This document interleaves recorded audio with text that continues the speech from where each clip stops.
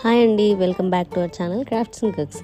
మీ అందరికీ మా వీడియోస్ నచ్చుతున్నాయని అనుకుంటున్నాను. మీరందరూ ఎలా ఉన్నారు? బాగున్నారా? మేము కూడా బాగున్నాము. ఈరోజు మనం వీడియోలో కొత్తగా ఈజీగా ఉండే ఒక రెసిపీని చేసి చూపించబోతున్నాను. మీకు కనుక ఈ రెసిపీ నచ్చితే లైక్, షేర్ చేయండి కంపల్సరీ. అలాగే మన ఛానల్కి సబ్స్క్రైబ్ అవ్వండి కొత్త వీడియోస్ కోసం. ముందుగా ఒక బౌల్ తీసుకొని అందులో 250 గ్రామ్స్ పెరుగు, ఉప్పు, కారం, జింజర్ గార్లిక్ పేస్ట్, పసుపు, కొరియాండర్ పౌడర్, కసూరి మేతి, గరం మసాలా వేసుకొని అన్నిని బాగా మిక్స్ చేసుకుందాము.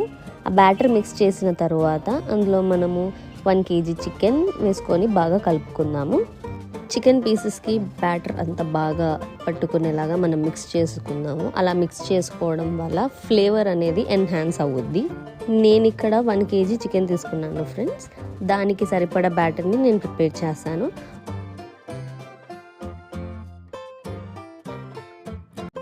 నేనైతే స్టవ్ పైన ఒక ప్యాన్ పెట్టి అందులో కొంచెం ఆయిల్ పోసాను. అందులోనే నేను కొన్ని ఆనియన్స్ని ఫ్రై చేసుకుంటున్నాను. ఎందుకంటే మనకి ఇప్పుడు ఈ చికెన్ రెసిపీలో ఫ్రైడ్ ఆనియన్స్ వేస్తే చాలా బాగుంటుంది ఫ్రెండ్స్. ఇప్పుడు మనం మ్యారినేట్ చేసుకున్న చికెన్లో ఫ్రైడ్ ఆనియన్స్, కొత్తిమీర, కరివేపాకు 3 వేసి బాగా మిక్స్ చేసి ఒక 20 minutes మనం చికెన్ని మ్యారినేట్ అవ్వనిద్దాం. మనం ఇంకా చికెన్ రెసిపీని స్టార్ట్ చేసేద్దాము.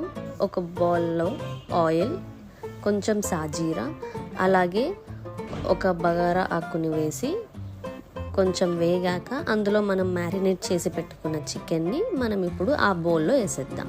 ఒక్కసారి మనం చికెన్ని కలిపేసుకొని దానిపైన ప్లేట్ పెట్టేసుకుందాము. ఒక 10-15 minutes మనము చికెన్ని బాగా ఉడకనిద్దాం.